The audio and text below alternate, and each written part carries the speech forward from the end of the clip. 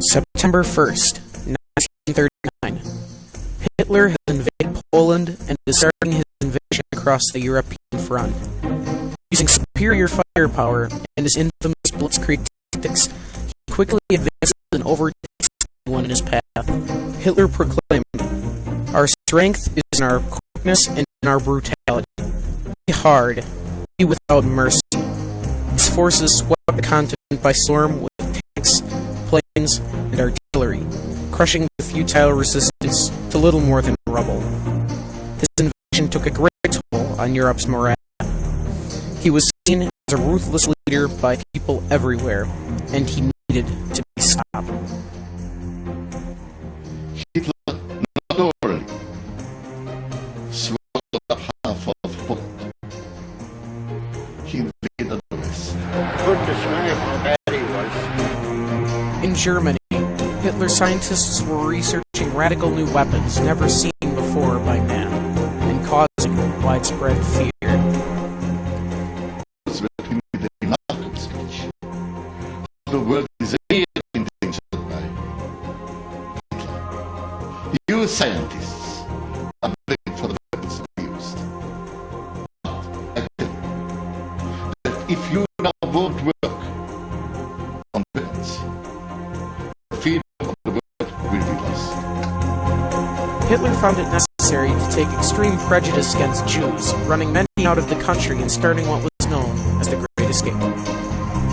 The Great Escape signifies the event when Albert Einstein, the famous, very educated mathematician, and Leo Szilard, the creator of the nuclear fission theory, and other important German scientists left Germany because they saw the great harm and persecution Hitler was causing towards the Jews.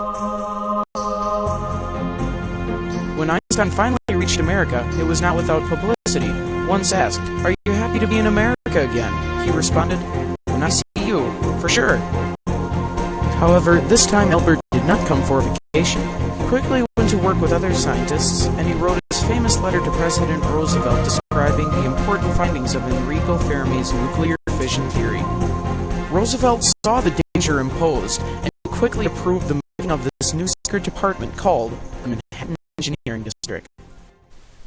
After signing the letter, Roosevelt quickly went to work. He appointed General R.L. Groves to be put in charge of overseeing any non-scientific action in the sector of desert called Los Alamos. J. Robert Oppenheimer was put in charge of scientific research and testing at the base. A well-known scientist, his determination and will gained him the nickname the father of the atomic bomb. In December of 1942, Chicago University finally created the first self-sustaining nuclear reaction ever. I continue to like to work on field science, but this had to be done, and as long as it had to be done, and I could contribute, I did, and was never sorry for having done. The uranium gun weapon, or little boy bomb, was a fairly simple design, and scientists were sure that it would work without testing. The Fat Man, or implosion bomb, was a much more efficient design, using plutonium instead of uranium. Inside the very center of the bomb is an initiator, surrounded by a sphere of plutonium. This sphere is encased within 7 symmetrically located high-explosive lenses, creating an implosion, which forced the plutonium into itself, attaining critical mass.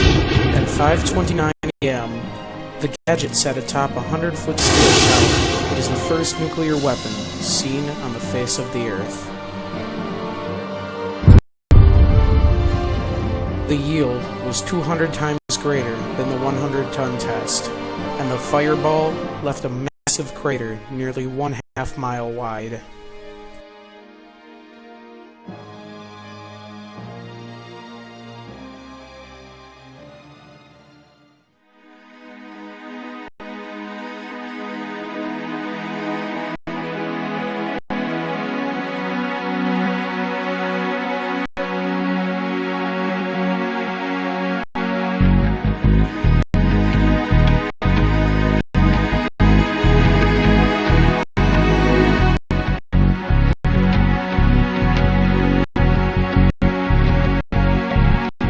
After falling for 43 seconds, the time and barometric triggers started the firing mechanism.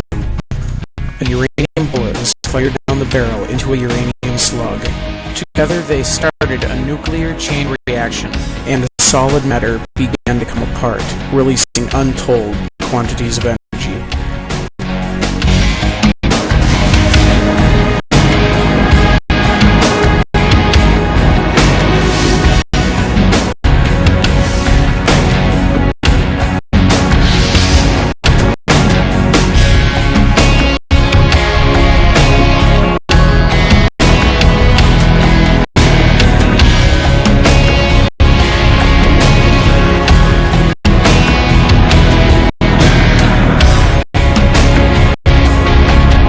Flash was very brilliant and it only lasted a very short period of time. It was over in a few short seconds. We didn't see any bodies down there or anything of that type. We didn't see any buildings collapse. You can't really distinguish things like that. Even if we had been able to, we couldn't do anything because there was just it was all covered with smoke and dust and everything. I'm not a also. I just got the thought. I gotta tell you what it was. I did the job. I was so relieved it was successful. You can't understand it.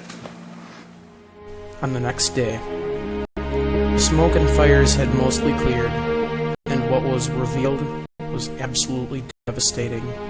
Less than 20% of the buildings were left standing, and 90,000 were dead. Most people within a mile of the explosion were vaporized instantly. Within 2.5 miles, they were carbonized. People left shadows of where they'd once been less than 24 hours before.